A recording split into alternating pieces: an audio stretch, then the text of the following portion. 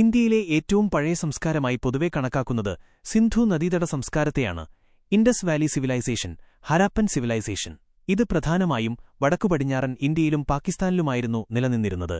ഏകദേശം 3300 BCE മുതൽ 1300 BCE വരെയാണ് ഇതിന് പഴക്കം കണക്കാക്കുന്നത്.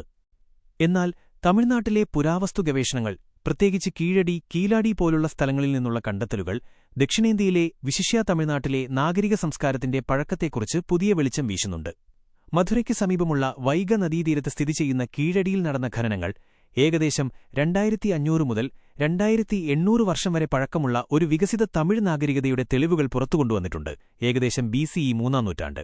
ഇവിടെ നിന്ന് ലഭിച്ച ഇഷ്ടിക കൊണ്ടുള്ള കെട്ടിടങ്ങൾ, മികച്ച ഓട സംവിധാനങ്ങൾ, നന്നായി ആസൂത്രണം ചെയ്ത നിർമ്മിതികൾ എന്നിവ ഒരു പുരാതന നഗരജീവിതത്തിന്റെ സവിശേഷതകൾ കാണിക്കുന്നു.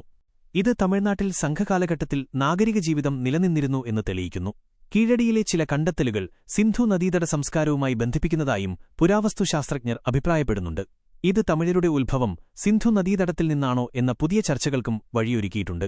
2000-ൽ ഗുജറാത്ത് തീരത്ത് ഖംഭാട്ട് ഉൾക്കടലിൽ, മുമ്പ് കാംബെ ഉൾക്കടൽ, സമുദ്രത്തിനടിയിൽ ഒരു വലിയ നഗരം കണ്ടെത്തിയിരുന്നു.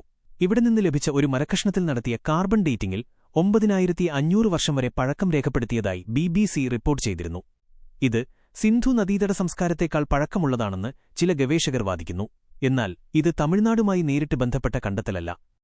ചുരുക്കത്തിൽ, പുരാതന ഇന്ത്യയിലെ ഏറ്റവും പഴക്കം ചെന്ന സംസ്കാരം പൊതുവെ സിന്ധു നദീതട സംസ്കാരമാണെങ്കിലും തമിഴ്നാട്ടിലെ കീഴടി പോലുള്ള സ്ഥലങ്ങളിൽ നിന്ന് ലഭിക്കുന്ന തെളിവുകൾ ദക്ഷിണേന്ത്യയിലെ നാഗരിക സംസ്കാരത്തിന്റെ പഴക്കം വർദ്ധിപ്പിക്കുകയും ഇന്ത്യൻ ചരിത്രത്തെക്കുറിച്ചുള്ള നമ്മുടെ ധാരണകളെ വികസിപ്പിക്കുകയും ചെയ്യുന്നുണ്ട്.